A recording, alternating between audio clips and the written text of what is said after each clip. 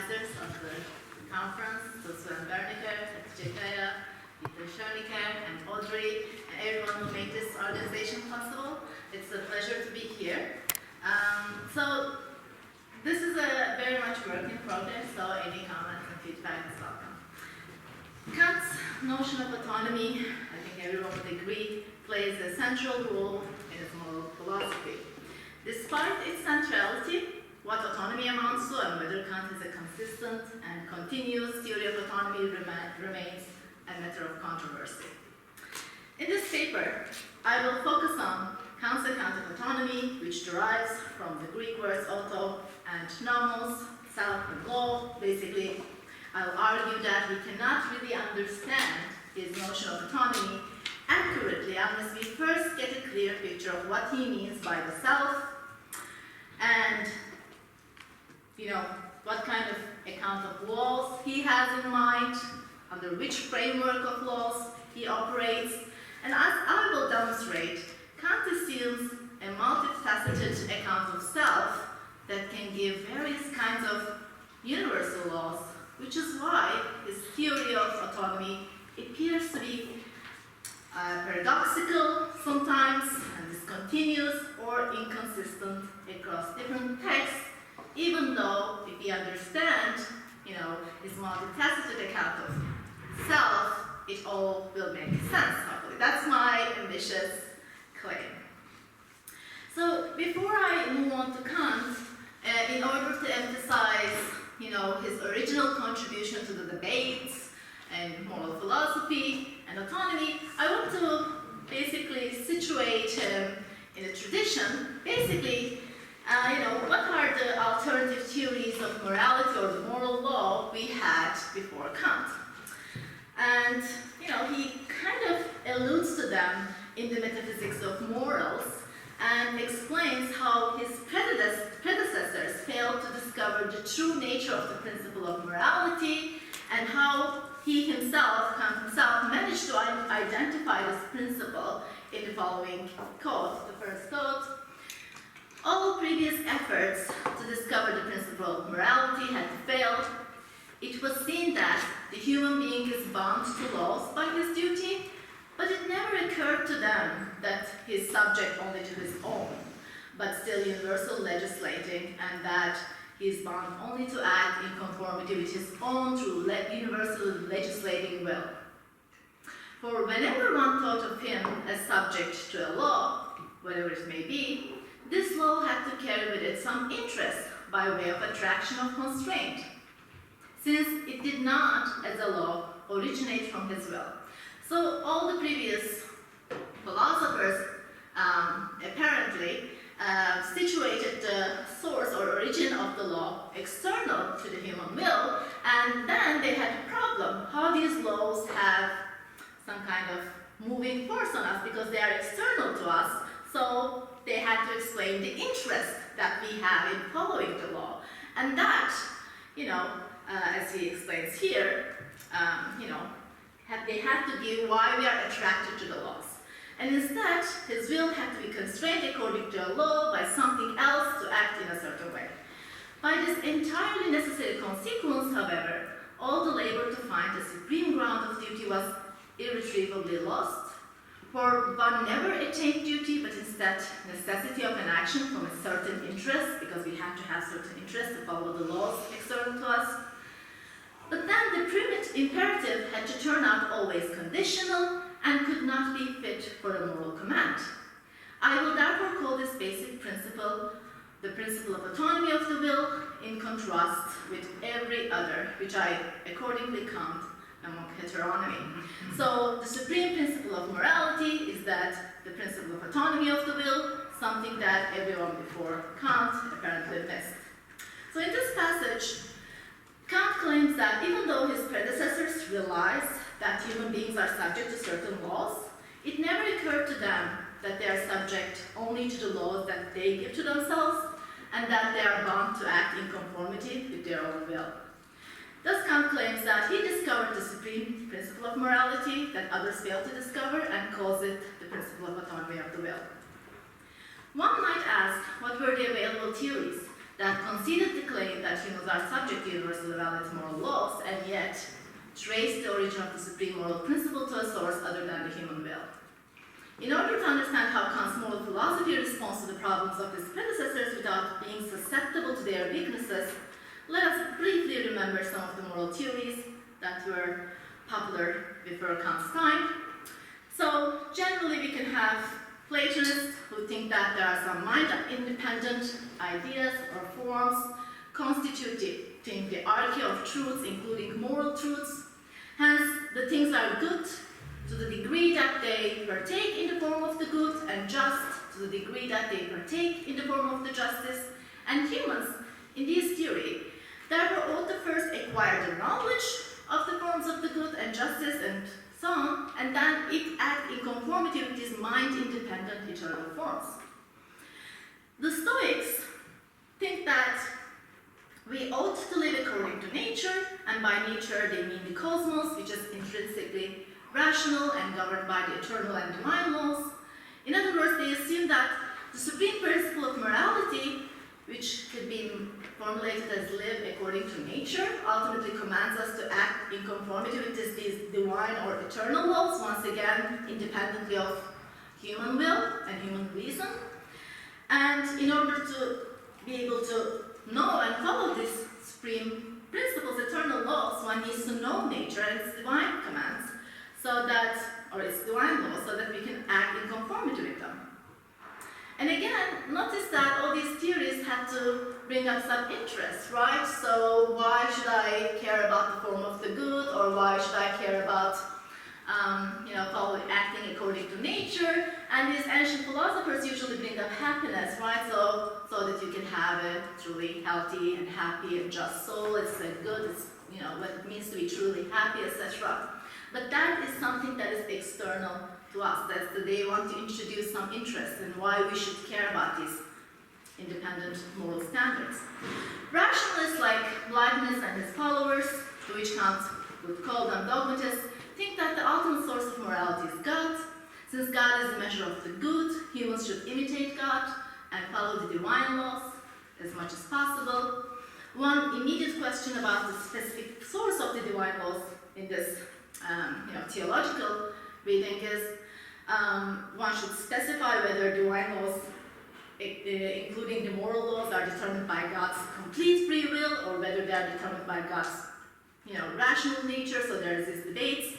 The voluntarists argue that God's will is free and God determines the eternal laws, including the laws of nature, morality, etc., freely without being constrained by anything.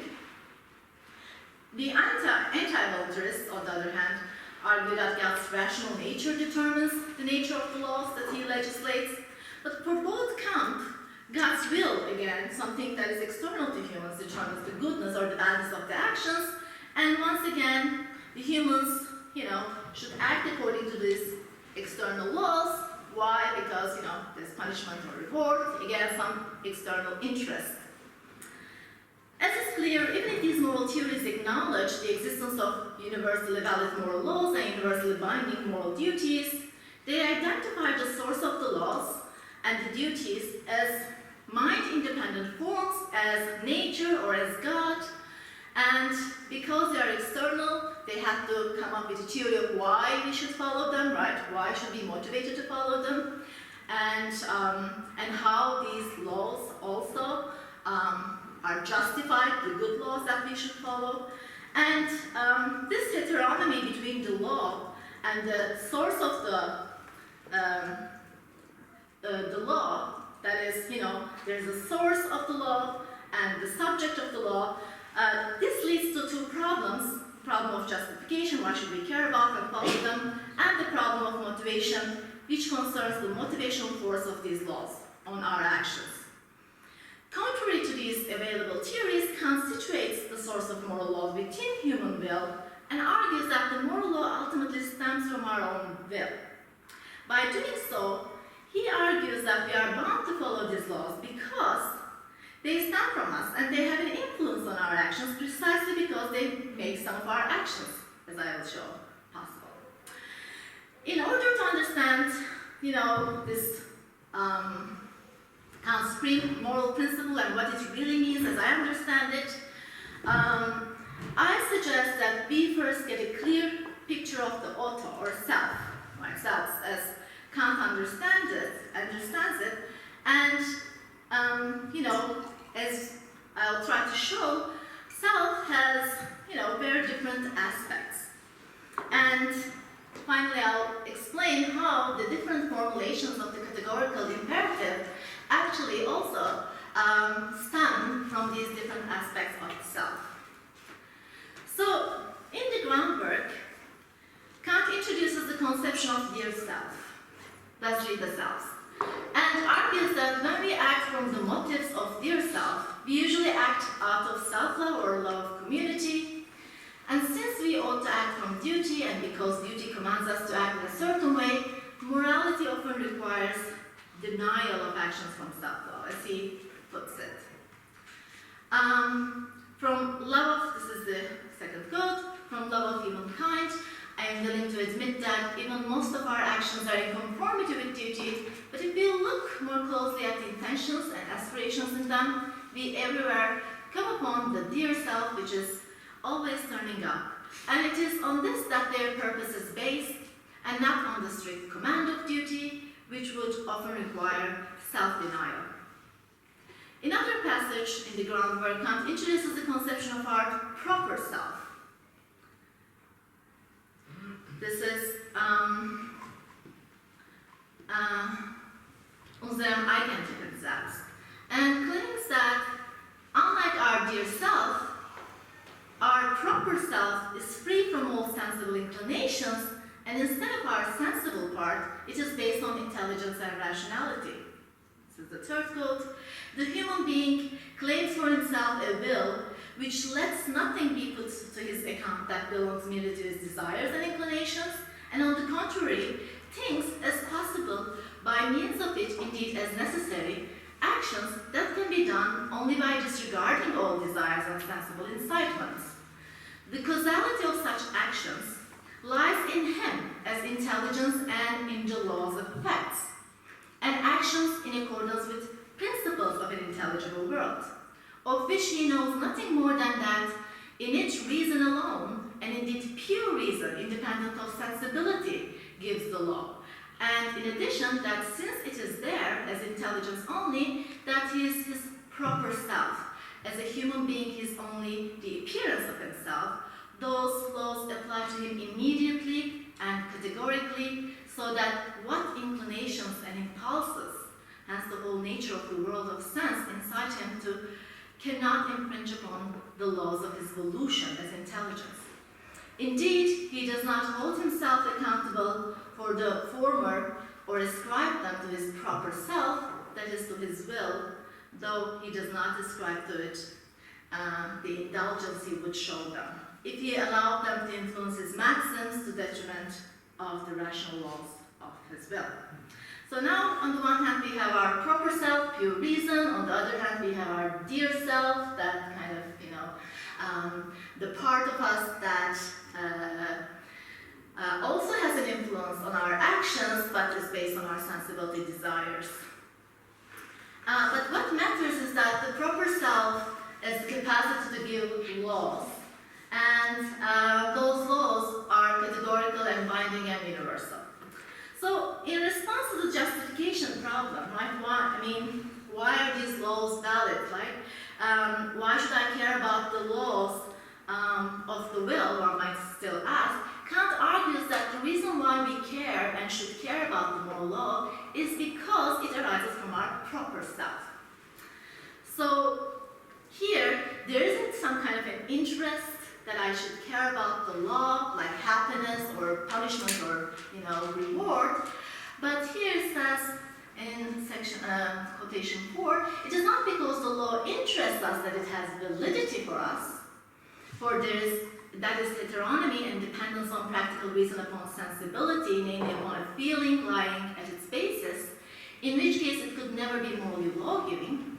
Instead, the law interests because it is valid for us as human beings, since it arose from our will as intelligence, so from our proper self. So it's basically, whenever you hear proper self, just think of the rational part. In other words, the origin of the law, Kant claims, also justifies the validity of the law. And I'll try to explain why. As Kant writes, because the law arises from our will as rational agents, which is our proper self, it is valid, it's a valid law for us. Although Kant argues that in our actions we should disregard our sensible aspect and act according to the rational aspect, and that is, we should regard the dear self and act on laws stemming from the rational proper self, he doesn't deny that the sensible part is a part of what makes us human. And in fact, he writes in the Critical of Practical Reason, this is code 5, that we find our nature as sensible beings so constituted that the matter of the faculty of desire, objects of inclination, whether of hope or fear, first forces itself upon us, and we find our pathologically determinable self, even though it is quite unfit to give universal law through its maxims, nevertheless striving antecedently to make its claims primary and originally valid, just as if it's constituted our entire self. So it's part of ourself, but it's not our entire self, right? Proper rational self is also not our entire self. So our entire self has these two dimensions. As I read it, our pathologically determinable self and our dear self has an influence on our actions and attempts to make its demands primary. Even though the source of moral laws and their validity comes from our rational proper self, the proper self does not constitute our entire self. For our nature has sensible and thereby pathologically determinable aspect, it seems that the faculty of desire, which is the faculty that aims to make the objects of its representation actual, has the capacity to move the agent depending on what force or what principle it is subject to, and it can move the agent either towards the morally good or towards the pathological good. And so when under the influence of our proper self, that is, I don't want to say under the influence, but when it's moved by the rational self, it's acting according to the law stemming from the proper self, and the faculty of desire can make us move towards the pathological good as well.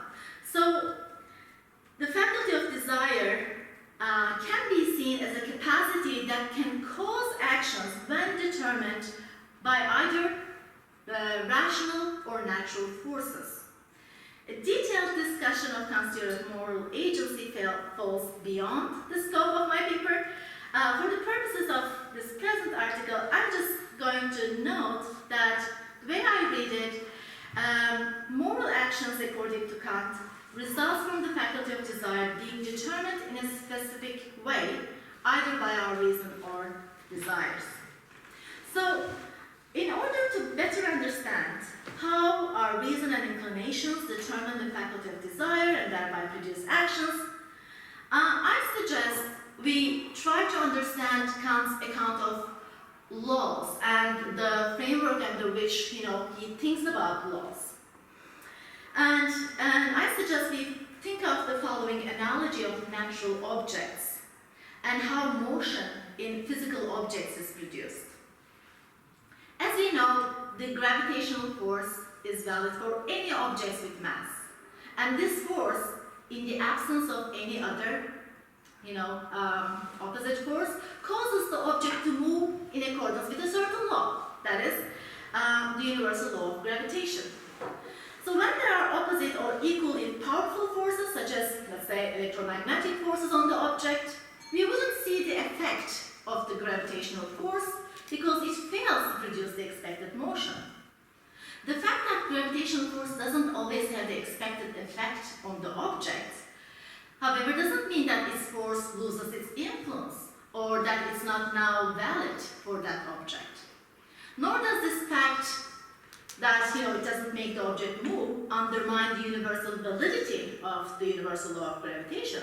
So it's one thing for a law to be valid for objects and it's quite another to make them move in a certain way. So another important thing to note then is the relationship between, the laws and the forces, right? So the relationship between the gravitational force and the universal law of gravitation. While the gravitational force is a fact, the law is a principle that governs this fact. And the immediate question is, are the gravitational force and the law of gravitation ontologically independent from each other?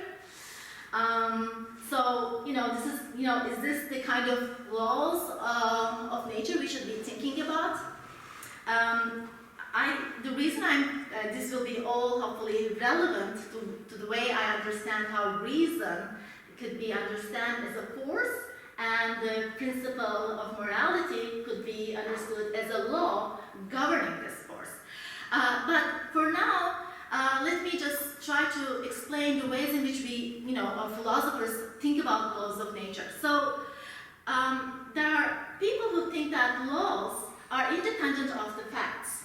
So why they think about this? Well, because they think that things or objects are causally inert, and God first created things and independently then created laws that cause the objects to structure in a certain way. So the laws then have these causal powers when things, they don't. And so we can say that God is independently creating things and then creating the laws, and there is some kind of disconnection between the things and the laws, but the laws ultimately stem from God's will, and they are valid because they stem from God's rational will or free will, whatever. So notice that in this way, in this framework of thinking about laws, we can see that why it's the laws that have causal powers, not the things. If we assume that the facts and the laws are ontologically independent, then we are assuming that matter lacks any causal power and is causally inert. For example, the laws, or the God as the lawgiver, by giving laws to nature, governs these relationships between objects, and the laws of nature causally influence the things in the world and make them move in certain ways. So in that thinking of laws, laws have moving force. It's the laws that move things, okay? And, there are some philosophers who think of laws in this way, and sometimes Kant seems to think that it is the law of, it's the moral law, it seems like it's moving us in a particular way. But this is not the framework I think Kant operates in. So here, this is actually how the juridical natural law tradition in medieval philosophy portrayed the relationship between the lawgiver, the laws, and the subjects of the law. When the lawgiver and the subject of the laws are different, for example, the objects and the God are different from each other, we would end up with heteronomy. Thus, only God would be autonomous, because only God would be subject to the laws that its will gives to itself, right? And humans, for example, or other objects who are subject to the laws that emanate from God's will would lack autonomy in this picture. Because autonomy would require the identity of the lawgiver and the subject of the laws in this juridical natural law tradition. So this tradition, thinking about laws in this framework, they can solve the problem of motivation by appealing to God's nature. That is, moral laws are valid for humans, and we must act according to them because this is how God wills them.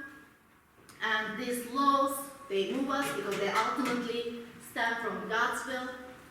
If Kant's conception of autonomy operates in this framework, autonomy then would amount to the identity of the lawgiver and the subject of the laws. That is because now we are thinking that autonomy is about when the lawgiver gives the laws to itself, right? And some Kant scholars, it seems, proceed under this conception of autonomy and argue that while the lawgiver and the subject of the law is identical in the groundwork, they are distinct in the metaphysics of morals.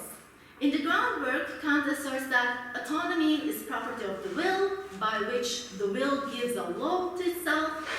The will in this picture becomes both the legislator and the subject of the moral law. In the doctrine of virtue of metaphysics of morals, on the other hand, Kant distinguishes the faculties of will and Willkür, and will refers to the practical reason. By Willkür, he means the faculty of choice, and by which we decide whether or how to act. And here Kant writes that the pure practical reason, that is will, gives laws for Willkür. Thus, in the metaphysics of morals, the legislator of the moral law is will, but the subject is Willkür. And given this apparent, now we have, it seems, not autonomy. The lawgiver and the subject of the law is not identical, it seems. And given this apparent change in Kant's account of autonomy, Paul Kleingeld, for example, argues that Kant's account of autonomy in the metaphysics of morals is discontinuous with his groundwork theory of autonomy because it no longer refers to the will's property of being a law to itself. So notice that this problem occurs when we assume autonomy or understand autonomy from the perspective of a juridical natural law tradition, when there's a lawgiver or legislator and through its will giving laws to its objects. And so if we accept this framework, we have to admit that the discontinuity in conception of autonomy in this text. But we have a different account of laws and law giving. And I think that Kant operates in this other alternative framework. And if you think of laws in this alternative framework, I think we may be able to account for the consistency in Kant's text. So instead of appealing to the juridical natural law tradition, I suggest that we appeal to Aristotelian accounts of laws, according to which laws amount to the universal formal structures of objects, and therefore they are ontologically dependent on the facts or the objects that they govern. But here, there's a twist. I'm saying Aristotelian, not Aristotle's, right? So these forms are not, again, mind-independent. These forms of the objects are actually the forms that human reason gives, or grasps in us. And here, the object of the reason will be the complete self. That is what I'm going to argue. So, if we concede that laws are principles that simply describe the universal and essential or formal features of the objects, their causal power, and that is the causal powers of the objects as well, right? Essential features, formal, universal features, we could understand that their content is determined by the nature of the objects. And, in this case, there'll be a twist. Their content is determined by our form-giving, law-giving faculty, that is reason. And we can understand that, why these laws are not like, they don't have causal powers on things, but they just describe these essential formal features of things. They're just principles. So in Aristotelian framework, the laws of nature emerge from the very nature of objects, hence discovering the laws of nature would simply mean understanding the nature of the objects. Each type of thing has a unique feature, function, or telos, and some unique characteristics that kind of make them move towards their telos. So this is the Aristotelian way of thinking about things. In other words, the moving forces of objects are not necessarily external to the objects, like they are not laws that make them move. For example, the palm tree seeds telos is to become an adult palm tree. Therefore, when there are no opposing forces, the seed has the causal powers or potential and the ability to grow into an adult plant. Here, we think that under normal conditions, the seed moves towards realizing its potential, becomes a tree, and it has the intrinsic force in it to achieve this. Note that in this Aristotelian framework of laws of nature, the laws that govern the objects are not ontologically independent from them. Moreover, unlike the judicial laws, they do not necessarily emanate from a will, from a lawgiver, from an intellect. Instead, they simply describe the characteristics, formal characteristics, and necessary universal features of the things that they govern. So autonomy in this picture, therefore, doesn't amount to the identity of the lawgiver and the subject of the law. It rather amounts to one being subject to the laws that emanate from one's nature, and one's ability to move towards one's unique telos in accordance with their nature.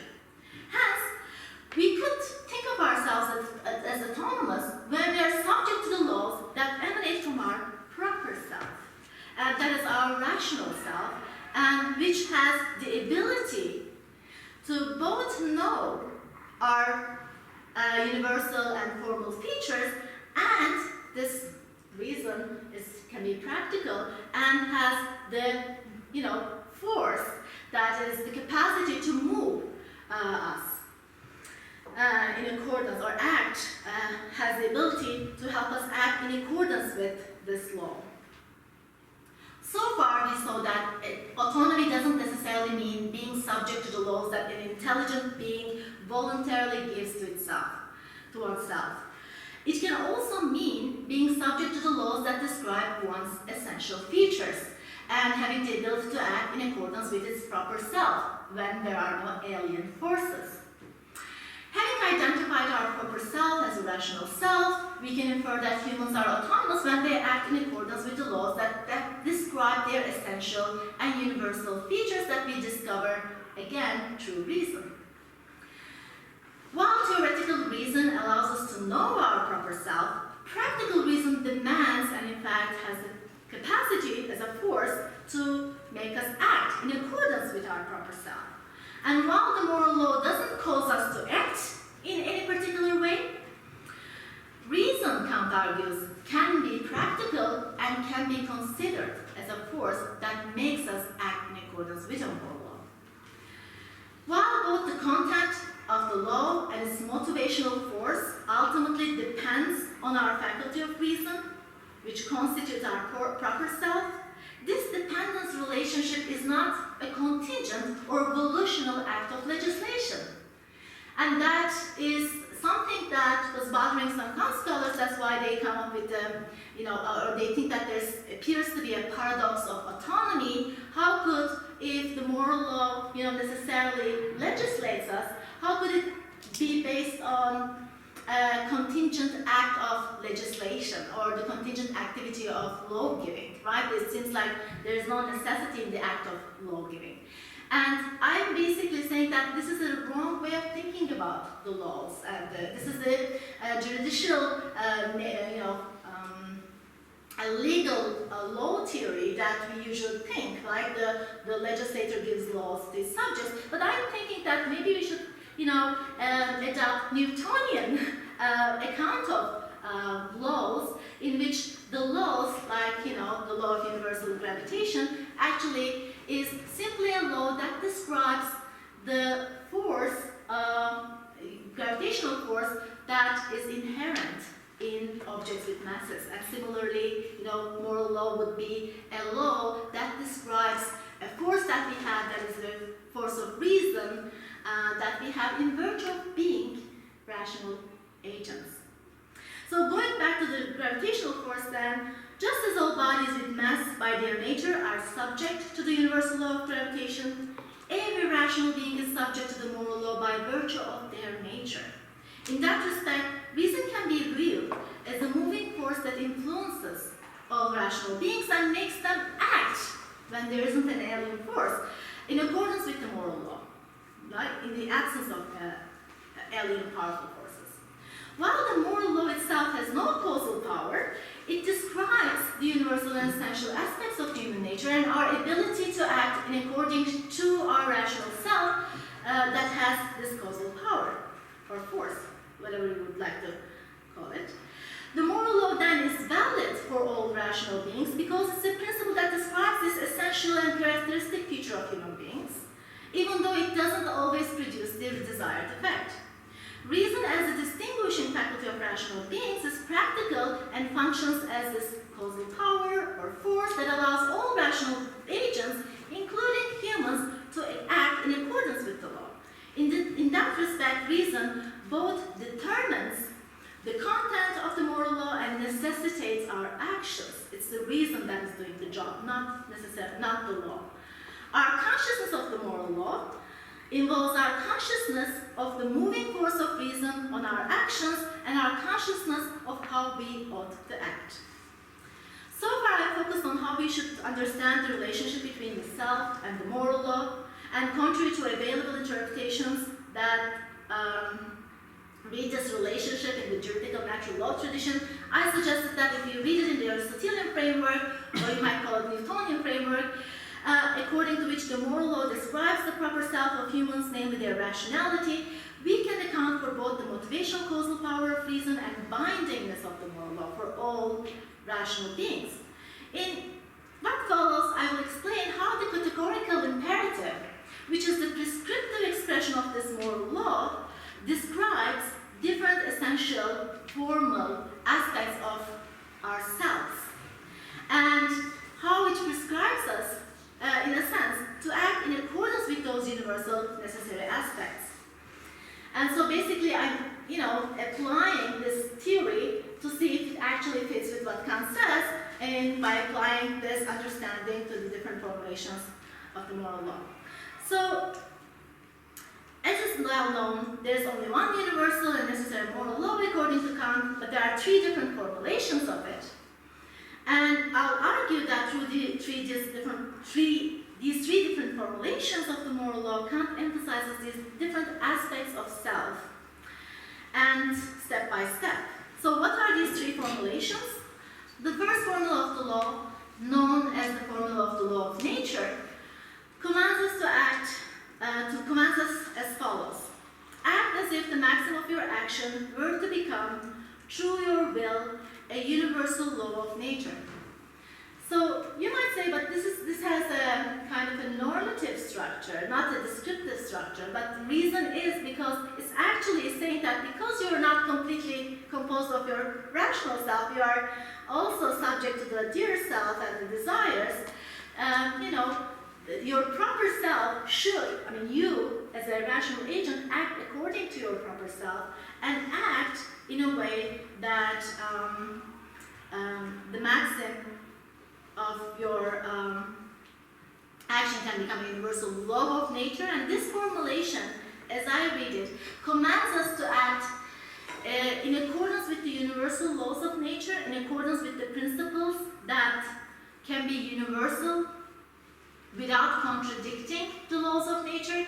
And here I take it that the laws of nature here could be empirical laws or teleological laws, but not the transcendental laws of nature, obviously, right? Or not the laws that we get from the faculty of understanding.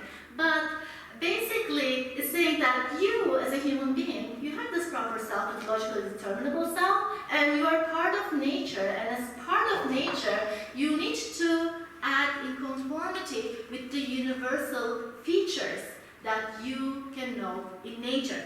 So, in order to determine whether our actions is moral or not, we need to test whether the maxim, that is our subjective principle of our action, can become a universal law of nature, or whether it contradicts with the existing laws of nature. So, here I want you to think about the suicide example in the groundwork. The person who thinks of committing suicide, this wasn't in the, I'm just thinking of it, it's not in the paper, thinking of committing suicide out of self-love, right, realizes that it contradicts. And what is the contradiction? This is a big debate, but I read it that there's a contradiction with the law of nature, an empirical law of nature, I think Kant assumes, that this feeling of self-love, as its telos, is to protect life, to cultivate life. And when I am acting contrary to this law of nature, I am acting contrary to my proper self, the proper self, my pathological self that exists in me and is given me this feeling of self-love that exists for its telos to preserve my life, and that I would be, acting contrary to it. In the case if I commit suicide out of self-love, right? Not that if I commit suicide out of maybe some other purpose. But here, it seems like the reason is telling me this formal aspect of my pathological self as well, right? That you have certain feelings, and those feelings have this, certain Aristotelian telos, that is preservation of life, or, to protect you, or, and so on. And so, as a rational agent, I should understand that and act according to these laws of nature. The second formulation of the moral law draws attention not to the fact that we as human beings are part of nature, but we are, as much as we are part of nature and determinable by these sensibilities, we are also rational agents, right? And so we belong to this human species, members of the human species. And what makes us human and what makes us different from other living beings in nature is that we are rational and we make choices. And the second formulation then emphasizes, I think, our rational self and makes us human, and this, the rational self that makes us human and distinguishes us from other natural beings. And this formulation emphasizes our ability to act rationally and how it is our distinguishing feature in nature. Thus, it prescribes us to always act in conformity with universally valid laws of reason and indicates that our ultimate purpose as human beings is to act rationally. And so I'm thinking here the second formula is known as the formula of humanity. It prescribes us to act as to use humanity both in your own person and in the person of another, always in the same time as an end, and never merely simply as a means.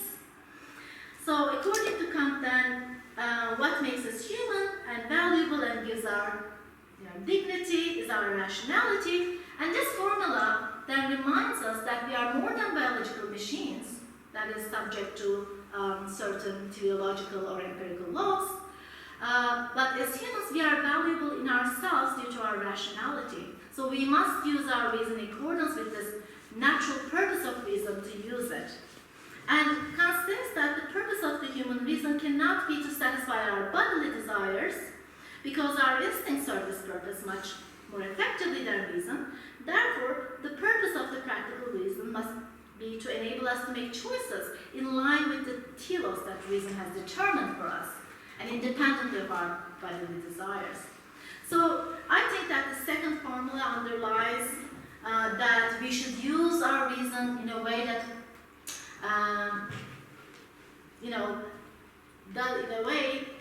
fits its purpose and not instrumentalize it for our bodily needs. It commands us to act in a way that we do not use humanity, that is our capacity to act rationally, neither in ourselves nor in others, merely as a means to an act. And the third formulation, I think Kant argues that humans are not only beings who obey the rules of reason, but have this capacity of reason that gives laws, in the sense that not, a legislator gives laws, but as a reason that kind of understands the forms of things, including its own being, that is ourself. So the third formulation, the formula of autonomy, commands us so act that your will can regard itself at the same time as making universal law through its maxim. And this formulation states that we are not only subject to universal laws, but also legislators, in the sense that we are able to form things and understand the forms that our reason gives to things, and understand the force that we have in ourselves.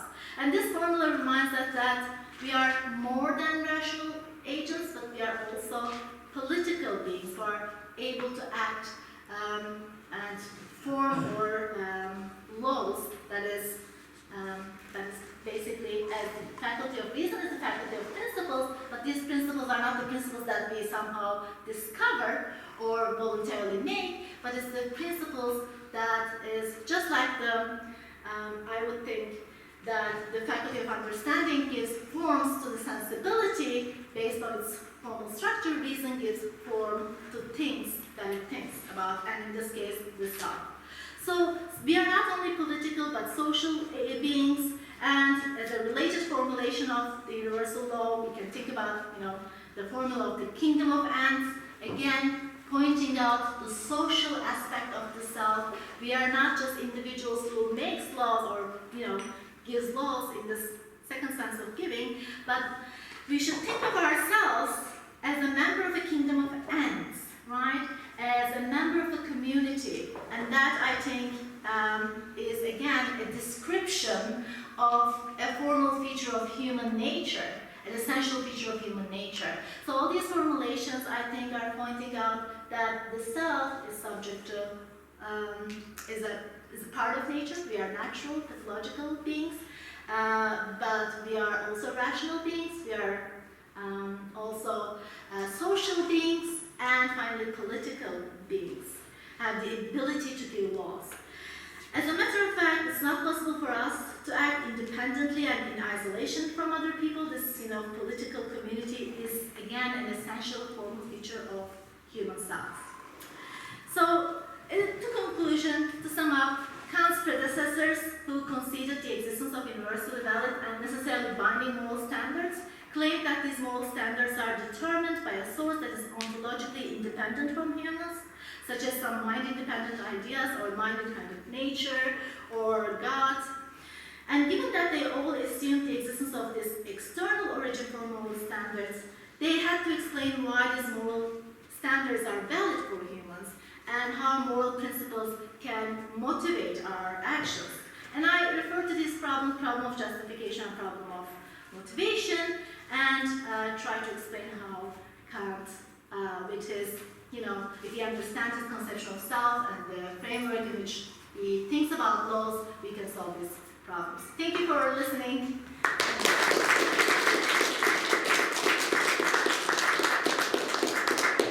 Okay, we've got some comments from Lucia Volonte.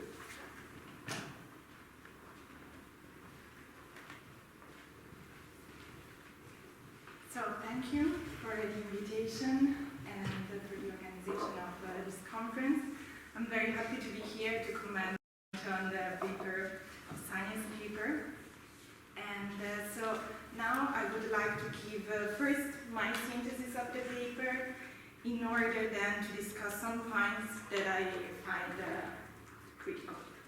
So after noting the controversial aspects of Kant's general account of autonomy, for instance, the non-conformity of the faculty subjected to the legislation of the will, so this non-conformity between the groundworks and then the metaphysics of morals, Saniye proposes to focus on the meaning that the word auto, so the meaning of the word self, as within the notion of autonomy. So accordingly, this word self does not only suggest the reflexivity of the act of legislating, so giving the law to oneself, but also implies a specific notion of subject. And in a recent essay, Karl Ameriks also addresses Kant's account of self-determination as autonomy by analyzing the meaning of the two components, auto and nomos, separately. And with respect to the self component, he claims that especially the reflexive sense of self has a fundamental significance in the context of autonomy. And for this reason, in the act of self-legislation, here quoting, the self is determined one also could say of itself, two by itself, as well as three for itself. So this means that the categorical imperative serves as an a priori objective norm for the will's moral maxim, because its value, which holds true of the will in itself, is given by the will for pure practical reason.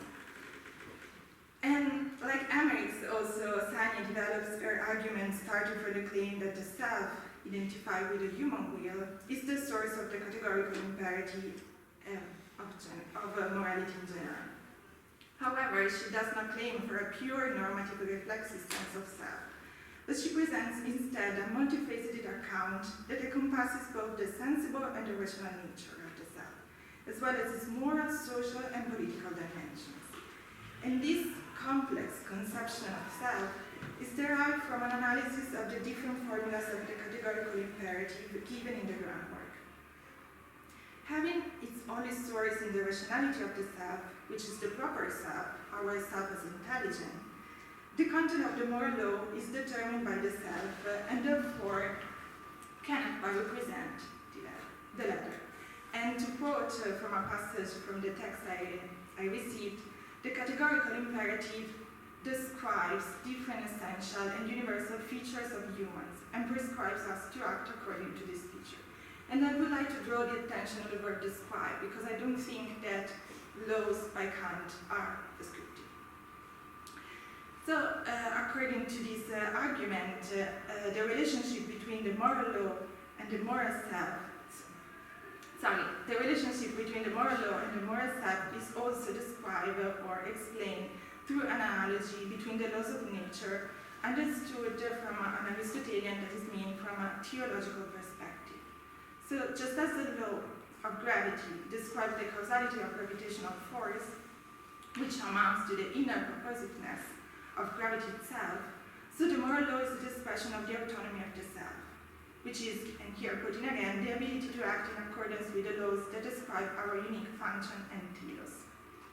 And on this basis, the categorical imperative, as a prescriptive formulation of the moral law, commands us, first, as sensible beings, to act according to the laws of nature. And this is the formula of laws of nature.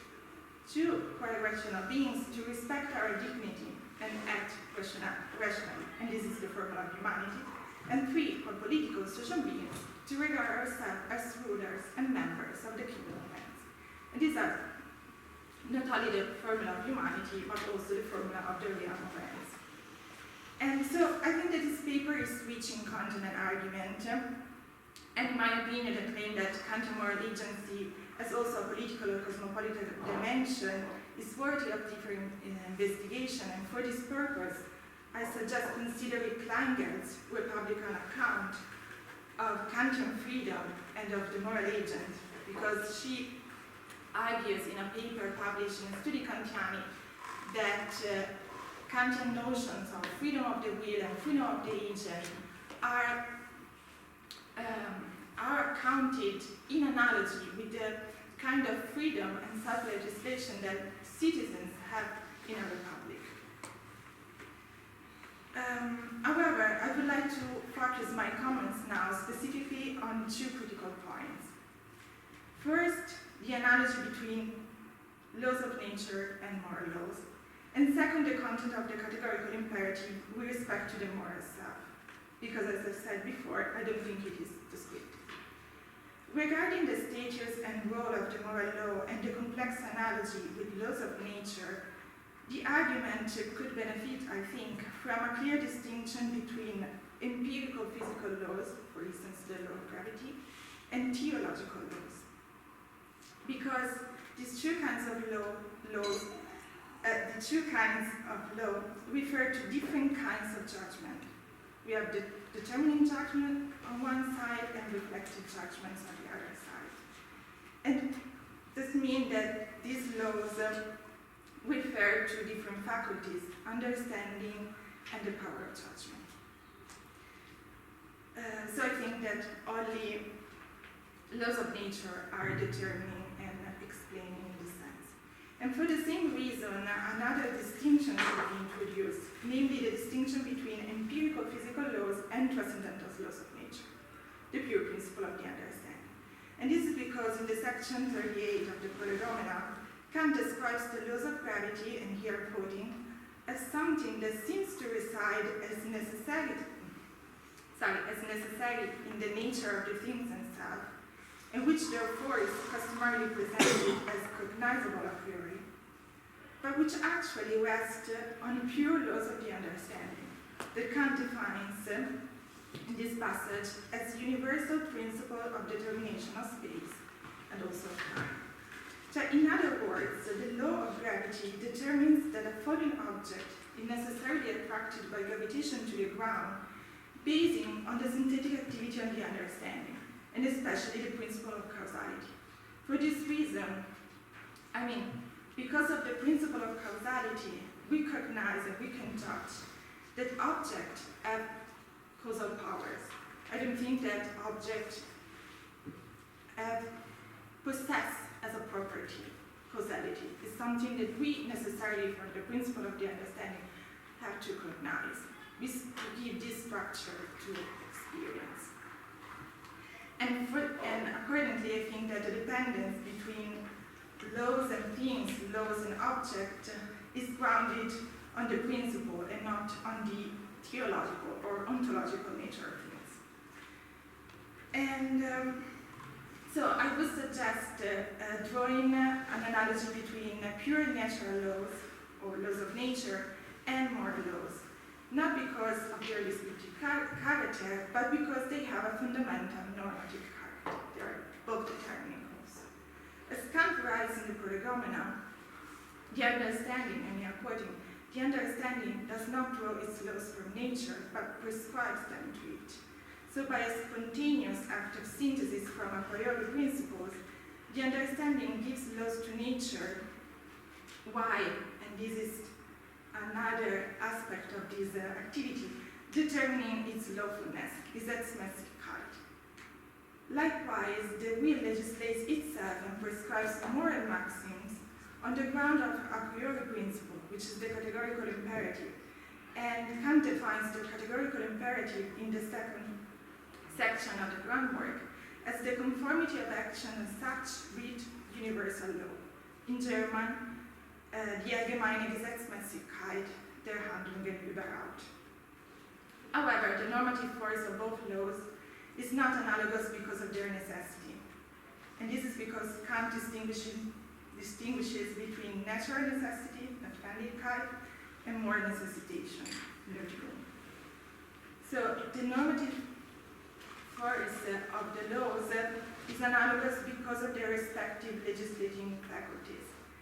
And as Konstantin Pollock argues, our spontaneous rational faculties are the source of the authority of the laws in the form of a priori synthetic principles.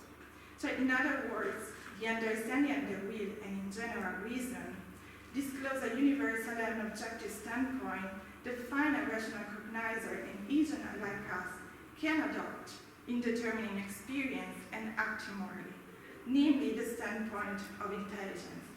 And I would like to let you know that Kant uses this concept of intelligence almost always in relation to the description of our spontaneity. While speaking of our spontaneity, for instance, in the footnote, in the B deduction at B 158, it says that because of our spontaneity, we call us intelligent. And something similar is also in the resolution of the third antinomy and then the third section of the groundwork. Therefore, I will not argue that a different formulation of the categorical imperative describes the essential feature of the self. Also because, and here I'm quoting, the imperative contains beyond the law only the necessity that the maxim be in conformity with its laws. So in German, diesem Gesetz gemäß zu sein. And as Allison notes in his commentary to the groundwork in the second section, Kant attempts to provide a complete construction of the concept of the categorical imperative by means of a series of progressively deeper reflections on the nature of rational agency. So, in my view, it does mean that the formulas of the categorical imperative show how the spontaneity of the will is possible for finite rational agents. And this perspective allows for an alternative interpretation of Kant's formulas of the categorical imperative, also without denying the political dimension of Kantian rational agents. So I agree with you, Saniye, that the formula of humanity, the formula of autonomy, and the formula of realm-events let account for the rational agent by drawing on Kant's political theory. However, the focus should be not on the ontological or theological nature of the self, but on the spontaneous capacity of the agent, because Kant defines in very few passages, but Kant defines spontaneity as this capacity to act from inner principles. And so, rationality means, or should be understood, I think, as capacity, as activity, as spontaneity. And for this reason, I think that in the passage you quote at 457, the causality of the action of the intelligence it is nothing but the spontaneity of the rational agent. So accordingly, the formula of laws of nature act as if the maxim of your action were to become by your will a universal law of nature, does not consider the phenomenality of the subject, and therefore does not command to act in accordance with the laws of nature, and also because it could not be otherwise, I think.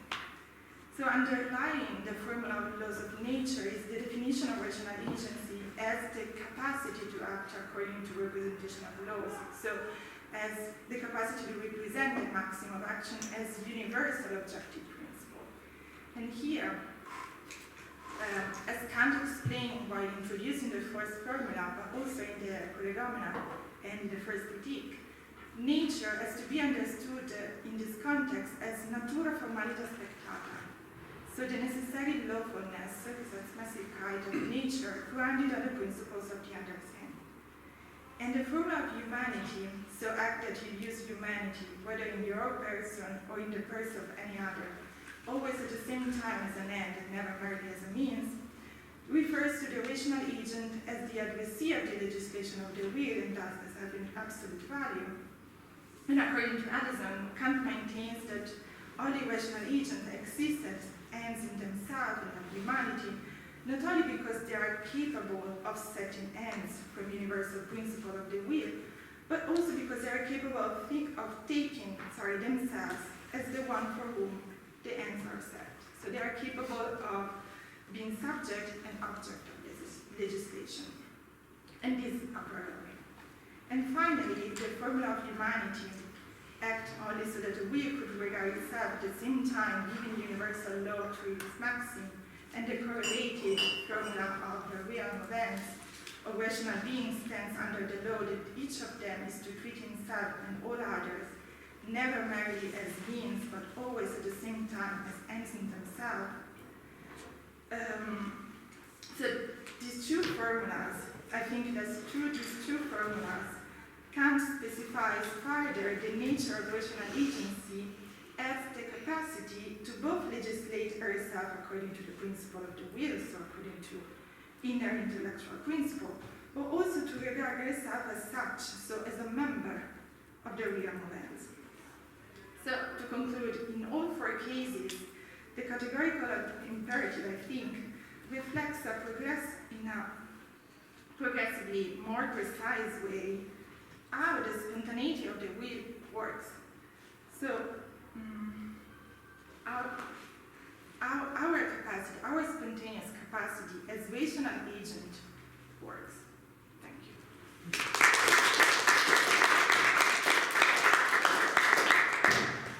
Very brief, yeah? Okay, I'd like to thank Lucia for her very valuable and helpful comments. So, because she kindly sent me the comments before in order to take more time, I would just briefly read my response. So, I'd like to thank her for pointing out the distinctive features of my reading, that is a multifaceted character of self, encompassing natural, moral, social, and political dimensions. So she suggests that I distinguish the empirical, physical laws, such as the law of gravity, and the teleological laws, because she thinks that they refer to different kinds of judgment, determining and reflective judgment, respectively, so different faculties, understanding and power of judgment. So here I'd like to just point out that it seems like you adopt Michael Friedman's reading of empirical laws, but on my view that I follow Gerd Buchdahl, and I think I view the empirical laws unlike transcendental laws, are a product of reflective judgment, just as theological judgments are, I think, product of reflective judgments. They are not product of transcendental laws of understanding. She focuses on two critical points. First one concerns the analogy between the natural law and moral law, and she suggests that my argument could benefit from a clear distinction between empirical, physical, and teleological laws because they refer to different kinds of judgment, as I said. But I agree that maybe I should make it clear, although it's an analogy, obviously it's not perfect identity. I should definitely clarify that. She suggests that drawing an analogy between pure natural laws and moral law could be problematic because of the descriptive character of the natural laws, but the moral law have fundamentally normative character. So I think that both natural and the moral realm, the laws describe the essential and universal features of their objects, but they have both descriptive and normative character in that respect. So their normativity, I think, is grounded on describing the essential or proper features of the object. So, for example, when I'm trying to cook and looking at a recipe, there's a kind of a description, right? And they say that, after 5 minutes it's going to start boiling. And then I see, well, mine is not boiling, but it should, be boiling. So in a sense, this is, how it is describing how things are going when they are done in the proper way, and how things should go for me when I'm doing things in the proper way. It seems like I added water too much, or this too much. So in a sense that I'm thinking that when you describe the essential features of something, you are already setting the norms of how things should be. And so in that respect, I am thinking that the descriptive feature of the universal law of gravitation is also telling me that, well, if I drop this ball, it should collapse, or it should hit the ground in, let's say, 2 seconds, right? This is kind of, it describes and also tells me what it should do under these conditions. That's how I read it, at least. And her second critical remark concerns the content of the categorical imperative with respect to the moral self. Lucia finds Henry Ellison's account of derivation of the categorical imperative from Kant's account of moral agency more appealing, and thinks that different formulas of the categorical imperative show how the spontaneity of the will is possible for finite rational agents. And she says that the focus should not be on the ontological nature of self, but on the spontaneous capacity of the agent. And she thinks that through the formulas, Kant further specifies the nature of this rational agency.